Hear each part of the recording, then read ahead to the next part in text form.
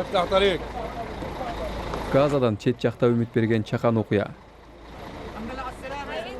لا قد بس قد. Кичинекей Сивар Ашурду Иорданияга алып келишти.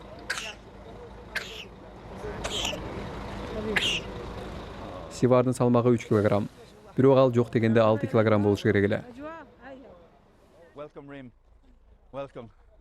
Куш келиңиз, Рим. Сивар жаңы эле келди. Эми аны Аманга алып кетишет. Ал жерде ага диагноз коюп, дарылоону башташат. Анын үй бүлөсү үчүн кубанычтуу учур болууда. Бала айыгарына үмүт пайда болду. Анын албетте Газада көптөгөн башка оорукчан балдар бул жерге дарыланууга келе алышпады. Бүгүн Сивар менен кошо 16 бала келди. Айрымдары рактан азап чегип келишет. Мында башаламандык да, тамак ашка зар болгон адамдар да жок. Баары тынч.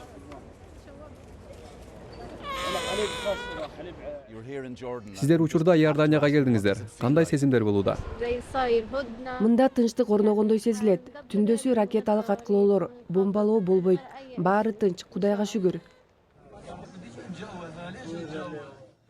Ал эми Газада болсо аза күтүү, башаламандыктарды көрөсүз.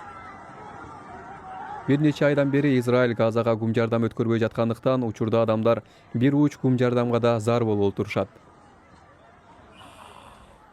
Биздин журналистибиз кыйналып жаткан Сивар Ашурду алгач апрелде тасмага тарткан болчу. Израиль тилкени блокадага алгандыктан балага берилүүчү азык жетишпей жатканын апасы менен дарыгер айтып чыккан. Кызымдын скелети гана калган. Аны көргөн сайын ыйлайм. Арыктыгын көрүп чыдабай кетем.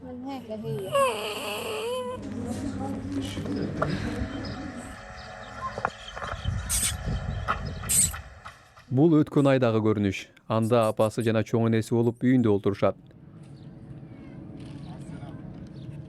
Бүгүн болсо алар Иорданияга кетип жатып, үй бүлөсү менен коштошуп жатат. Газадан кете албай олтурган жакындары Сиварды дарылууга алып баратышканына кубанып турушат. Ата-энелердин жана балдардын катуу чарчаганы байкалат. Алар баарын жоготушту. Сивардын атасы Салехтин согушка чейин эле көзү көрбөй калган. Ал эми чарчап чалыккан кош бойлуу Нажва болсо Аманга жакындап калды.